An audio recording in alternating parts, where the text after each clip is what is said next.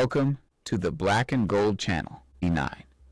The foundation of the genocide that is taking place in Sudan was laid in 1899 when Britain and Egypt signed the Anglo-Egyptian Condominium Agreement and declared Sudan a joint possession. In reality, it was not a partnership. Britain ruled Sudan as a colony, while Egypt's role was ceremonial. Cairo answered to London, not Cairo. Within a decade, the institutional structure of Sudan was redesigned in a way that empowered one group of Sudanese and destabilized every other. Britain did not attempt to govern Sudan through shared national development.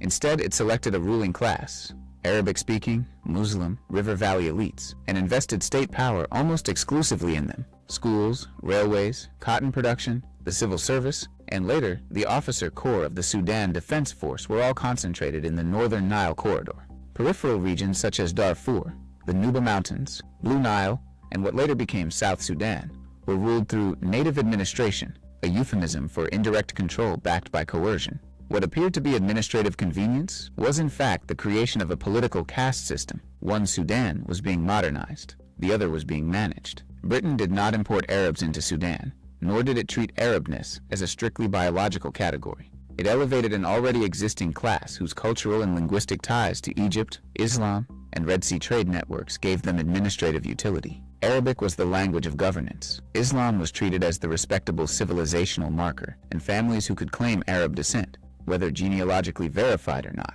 were treated as fit for political development. The historian Heather Sharkey summarizes this dynamic clearly. Arab identity in Sudan did not descend intact from the Arabian Peninsula. It was constructed through language, law, and administration, and then defended as superior.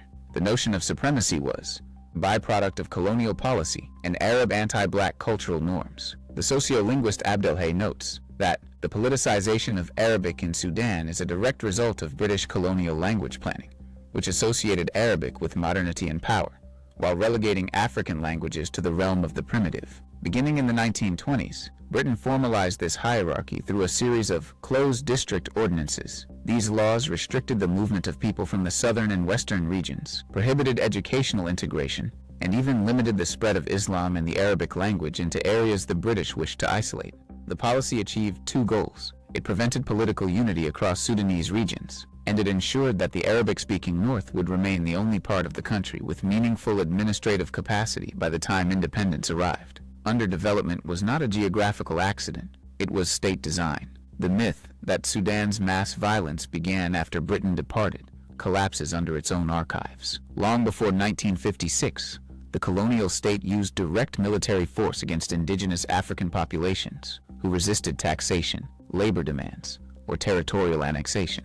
In the Nuba Mountains between 1915 and 1930, British forces launched repeated punitive expeditions that included the burning of villages, seizure of cattle, destruction of crops, forced resettlement, and even aerial bombing of caves where civilians sought shelter. The objective, as one administrator wrote, was to kill or capture the leaders, confiscate the cattle, destroy the crops, and resettle the people. In the southern provinces, the Royal Air Force was deployed against newer communities in the 1920s. Patrol diaries record machine gunning and bombing runs carried out to teach obedience from the air, a phrase that reveals the rabid racism embedded in colonial warfare. Darfur, often treated today as a tragic afterthought, entered this system through blood. It was not historically part of Sudan. It was an independent African sultanate until 1916, when Britain invaded during World War I, assassinated Sultan Ali Dinar, dismantled the royal court, and annexed the territory. From that moment on, Darfur would be governed not as a political equal, but as a conquered zone of whichever colonizer ruled the region. When Sudan became independent on January 1, 1956, the British flag fell, but the racial and administrative hierarchy remained intact. The army, the bureaucracy, the educational system, and the economic infrastructure were all dominated by the same Arab and Arab-identified northern elite that Britain had trained and trusted. The periphery remained undereducated, underdeveloped, and under suspicion. Arabization did not end with empire.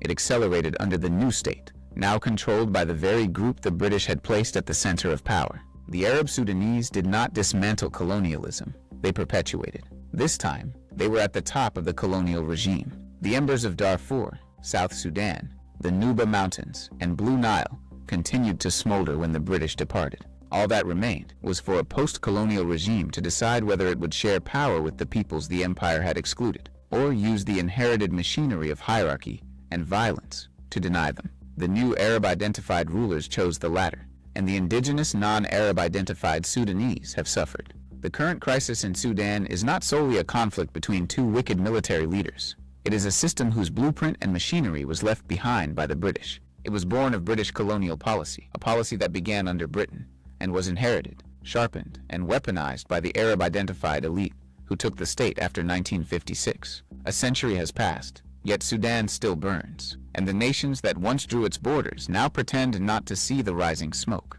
This is part one of a three-part series on the Sudan crisis. Collectively, we can end this crisis and uproot the wicked regime that rules Sudan. Subscribe to this channel and hit the like button.